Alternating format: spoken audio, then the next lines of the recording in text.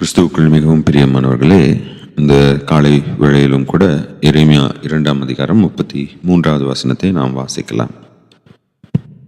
நேசத்தை தேடும்படிக்கு நீ உன் வழிகளை நயப்படுத்துகிறது என்ன? இவ்விதமாய் நீ பொல்லாத ஸ்திரீகளுக்கும் உன் வழிகளை கற்றுக் கொடுத்தாய். இந்த வேத வசனத்திலே இஸ்ரவேல் மக்களுடைய 2 விதமான பாவங்களை தேவன் நமக்கு அறிவிக்கிறார். ஒன்று, ஒரு கணவனுக்கு துரோகம் செய்யும் அவனது மனைவியைப் போல் கடவுளுக்கு இஸ்ரவேல் மக்கள் துரோகம் செய்தார்கள். இங்கே நேசத்தை தேடும்படிக்கு நீ உன் வழிகளை நயப்படுத்துகிறது என்ன?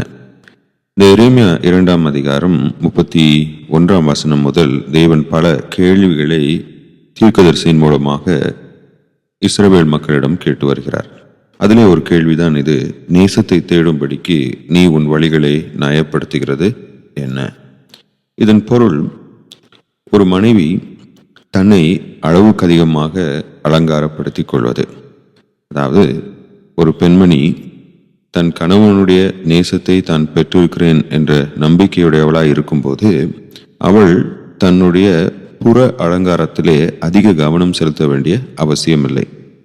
பல வேளைகளிலே பெண்கள் பிற ஆண்களுடைய கவனத்தை, பிறருடைய பாராட்டுதலை பெற்றுக்கொள்ள வேண்டும் என்று அளவுக்கு அதிகமாக தங்களை அலங்காரப்படுத்திக் கொள்கிறவர்களாக இருக்கிறார்கள்.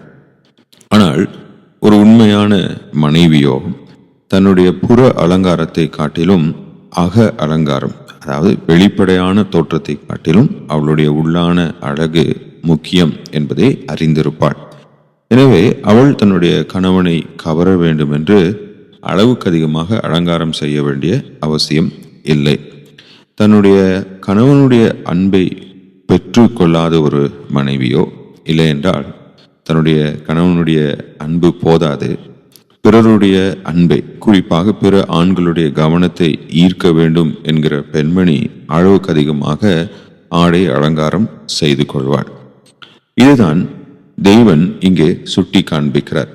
நீ உன்னை நயப்படுத்துகிறது என்ன என்று சொல்லும்போது, தன்னுடைய கணவனுடைய அன்பிலே மகிழ்ச்சி கொள்ளாத ஒரு பெண்மணி, இல்லை என்றால் அது போதும் என்று நினைக்காத ஒரு பெண்மணி எப்படி பிற ஆண்களுடைய கவனத்தை ஈர்ப்பதற்காக தன்னுடைய ஆடை அலங்காரம், தன்னுடைய புற அலங்காரத்தை மாற்றிக்கொள்வாளோ, அதே போல இஸ்ரவேல் மக்கள் கடவுள் போதாதென்று அவரை விட்டுவிட்டு பிற தெய்வங்களுக்காக தங்களை கெடுத்து கொண்டார்கள். அவர்கள் தங்களை கெடுத்து கொண்டது மட்டுமல்லாமல் தங்கள் பாவத்தினால் பிறரையும் கெடுப்பார்கள். அதுதான் நம்ம பின்பகுதியில் பார்க்கிறோம். உன் பொல்லாத வழிகளை நீ பிறருக்கும் கற்றுக் கொடுத்தாய். இப்ப தேவனுடைய பிள்ளைகள் அநேக வேளைகளிலே அவர்கள் பாவம் செய்து கெட்டு அழிந்து போவது மட்டுமல்லாமல் பிறரையும் பாவம் செய்யும்படியாக தூண்டுகிறவர்களாகவும் பாவத்திற்குள்ளாக வழி நடத்துகிறவர்களாகவும் இருக்கிறார்கள். எனவே எனக்கு பிரியமானவர்களே, இன்றைக்கும் நம்முடைய வாழ்க்கையிலே அநேக நேரங்களிலே கடவுளுடைய அன்பு போதும் என்று நாம் எண்ணாத பட்சத்திலே பிற இடங்களிலே நாம் அன்பை தேடுகிறவர்களாகவும், அதே போல பிற காரியங்கள் மீது, நபர்கள் மீது நாம் நம்பிக்கை வைக்கிறவர்களாகவும் நாம் இருக்கிறோம். இன்றைக்கு நம்முடைய வாழ்க்கையிலே கடவுளை விட்டுவிட்டு பிறரை நாம் எவ்வாறு தேடி திரிகிறோம் என்று யோசிக்கலாம். அதே போல நம்முடைய செயல்கள் எப்படி பிறரை பாவத்துக்குள்ளாக வழிநடத்துகிறது என்பதையும் நாம் யோசிக்கலாம். அதிலிருந்து நாம் மனம் திரும்பும் போது கர்த்தர் அதிலே மகிழ்ச்சி கொள்கிறார். தேவன் தாமே இந்த நாளை நமக்கு ஆசீர்வதிப்பாராக. ஆமேன்.